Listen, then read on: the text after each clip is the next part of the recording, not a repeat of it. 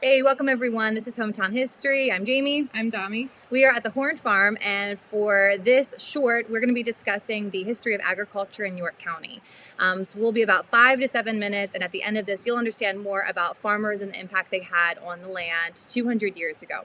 So when we think of the first York County settlers, we think of people who were land stewards. I think of Jefferson's yeoman farmer, but in reality, the first farmers didn't treat the land that good. Right. So the United Nations, their definition of sustainability is that we need to meet the needs of today without compromising the needs for future generations. And our first farmers were not sustainable. And you have to ask yourself, why were they like that? And I think it's a lack of understanding and the fact that they needed to make an income. So local historian John Gibson wrote in the 1800s, and we have his book with us today. Yes.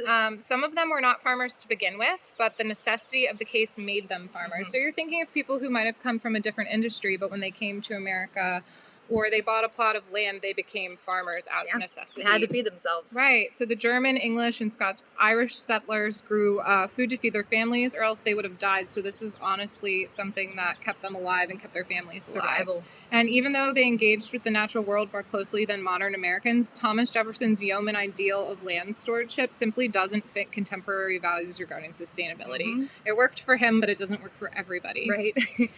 So our first farmers used this extensive approach. So pioneers up and down the East Coast, including York County, would go through and clear the fields of any type of woodland. Pennsylvania was named for Penn's Woods. Right. And they would just cut down the trees, and that's where they would plant their crops. And it wasn't just the farms. We were talking earlier about how the iron industry also went through and cleared the land. So when they took down these trees and they started planting, the topsoil in some places was 30 feet high, which took millennia to develop through composting and trees falling down. And the farmers went in, and so of course it was extremely nutrient dense, fertile. Plants grew very easily. The land here is very similar to the culture in Germany. So the German especially found it hospitable for growing their own plants.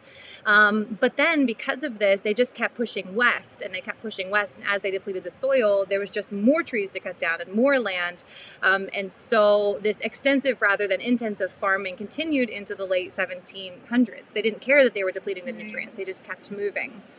So taming the wilderness into this pastoral paradise only worked for so many years. Eventually, there was no more nutrients in the ground for crops to grow.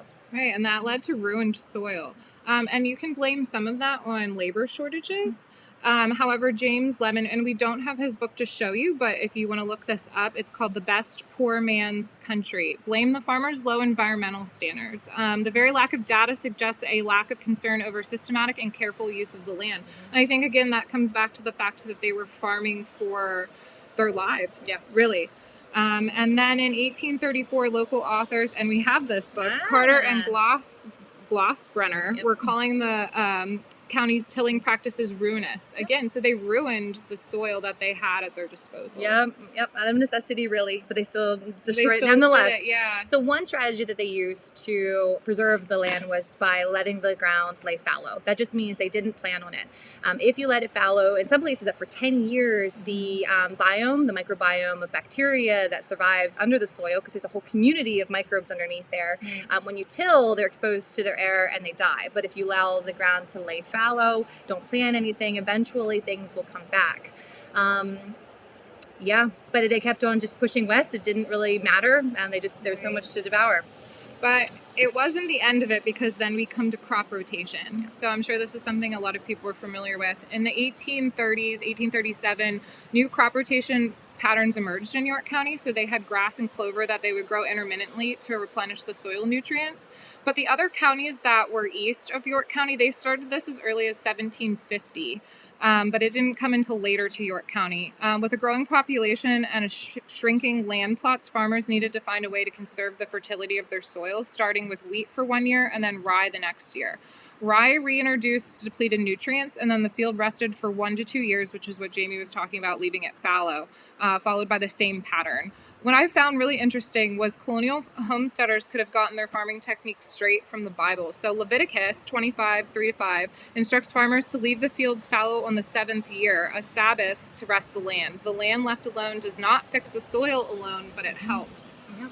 So learning from the Bible, your Right, farming techniques, I love it. Letting it rest. Yeah. So this intensive farming by the 1780s, there was more pressure on York County farmers to export wheat.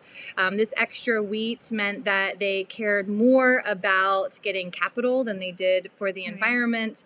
And again, they used this deep plowing method, which required iron plowing, which would dig into the ground very deep. It made it easy to plant. Anybody who is a gardener knows that you hoe in the soil and it makes plants grab onto the ground easily, but then, like I said, you're ruining the microbes.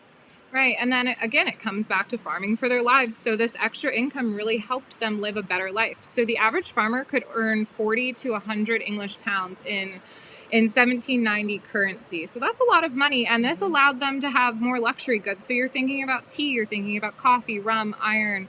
You could go to a shoemaker, a lawyer. You could afford those things that, the average person that wasn't making that extra income could afford.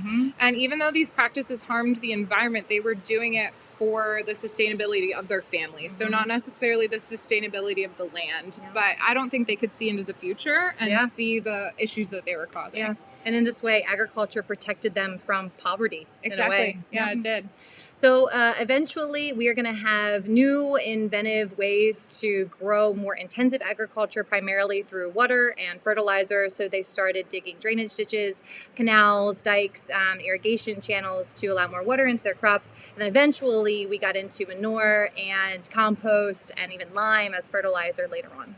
Right. So to summarize everything that we've talked about today, the 18th century farmers in York County, they overplanted. They ignored the sustainability practices, and they did that to make more money. Modern homesteaders today use this history and the lessons that they learned from the older farmers to work their land appropriately and not overwork the fields and not overwork the gardens. And to be clear, York County's early countrymen and women, they cared about the land. They loved our land, but they had to use it for survival. So the first York Countyans both needed and exploited the land that they farmed. On Thursday, we will be back at 7 o'clock on Facebook, Retro York, Preserving History Newburytown Live. We will be discussing the Horn Farm and more things that they're doing here, like growing puffballs, the York Imperial Apple, and the Three Sisters crops. So, thank you guys. See you later. Bye.